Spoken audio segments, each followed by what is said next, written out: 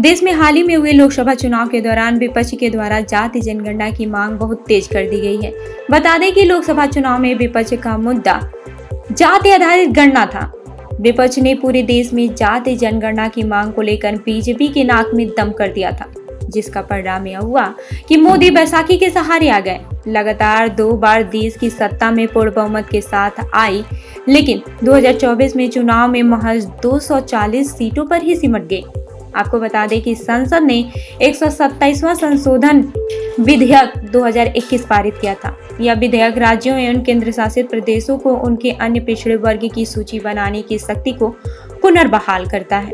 गौरतलब है कि सर्वोच्च न्यायालय ने मराठा आरक्षण में संबंध में अपने निर्णय में राज्य सरकारों को 102वें संविधान संशोधन से प्राप्त पिछड़े वर्गों की पहचान करने की शक्ति को कम कर दिया था। आपको बता दें कि भारत में पहली जनगणना वर्ष 1872 में कराई गई। वर्ष 1881 की जनगणना के बाद से देश में प्रत्येक 10 वर्ष पर जनगणना कराई जा रही है। जानकारी के मुताबिक भारत में आखिरी बार जातिगत जनगणना वर्ष 1931 में की गई थी। इसके बाद से देश में जातिगत जनगणना नहीं की गई। वहीं वर्ष 2011 की जनगणना में जाति से संबंधित आंकड़े एकत्रित किए गए, परंतु उन्हें प्रकाशित नहीं किया गया। स्वतंत्रता के बाद से केवल अनुसूचित जाति एवं अनुसूचित जनजाति से संबंधित आंकड़े एकत्रित एवं प्रसारित किए जा रहे हैं। वहीं 1931 की जनगणना आंकड़ों के अनुसार देश में पिछड़ा वर्ग की जनगणना लगभग 52% है। वहीं सार्वजनिक क्षेत्र में नौकरियों के कम होने के कारण अनुसूचित जाति एवं जनजाति के लिए आरक्षित नौकरियों की संख्या में कमी आई है। संघ लोक सेवा आयोग द्वारा आयोजित सिविल सेवा परीक्षा में नियुक्तियों की संख्या में वर्ष 2014 से 18 के मध्य लगभग 40% की कमी आई।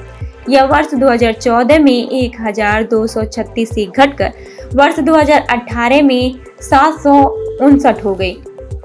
वहीं सेवाओं की अनुसूचित जाति की संख्या में गिरावट का प्रमुख कारण सार्वजनिक क्षेत्र में उपक्रमों की निजीकरण है। वहीं 2011 से 12 से 2017 से 18 के बीच केंद्र सार्वजनिक क्षेत्र में उपक्रमों में 2.2 लाख नौकरियों की कमी आई है। इसके कारण अनुसूचित जाति के रोजगार में 33,000 नौकरियों की कमी आई है। वहीं वर्ष 2019 में सामान्य वर्ग के आर्थिक रूप से कमजोर वर्ग के लिए 10% आरक्षण शुरुआत की गई। इसके अंतर्गत सामान्य वर्ग में आने वाले उच्च जातियों को सम्मिलित किया गया है। इसमें 8 लाख रुपए वार्षिक की आय सीमा को मानक बनाया गया है। इससे इसका विस्तार सामान्य वर्ग के लगभग 90% लोगों तक हो गया है। वहीं अब विपक्ष की जाति जनगणना की मांग को देखते हुए बसपा सुप्रीमो मायावती ने भी जाति जनगणना की वकालत की है। बता दें कि विपक्ष ने हमेशा जाति जनगणना की मांग कर रहा है और बीजेपी सरकार से लगातार कह रहा है कि देश में जिसकी जितनी साझेदारी है उसकी उतनी भागीदारी होनी चाहिए, लेकिन बीजेपी सरकार अपने तानाशाही रवैये से बाज नहीं आ रही है। आपको बता दें कि बसपा चीफ मायावती ने जातीय जनगणना की वकालत करते हुए कहा है कि सरकार को इस मसले पर जल्द ही आवश्यक कदम उठाना चाहिए। जनगणना का काम सीधे तौर पर देश निर्माण से जुड़ा हुआ है, लिहाजा सरकार को इस दायित्व के प्रति विशेष रूप से सतर्क रहना चाहिए। बसपा सुप्रीमो ने कहा कि जनगणना नहीं कराने पर संसदीय समिति ने भी अपनी चिंता व्यक्त की है।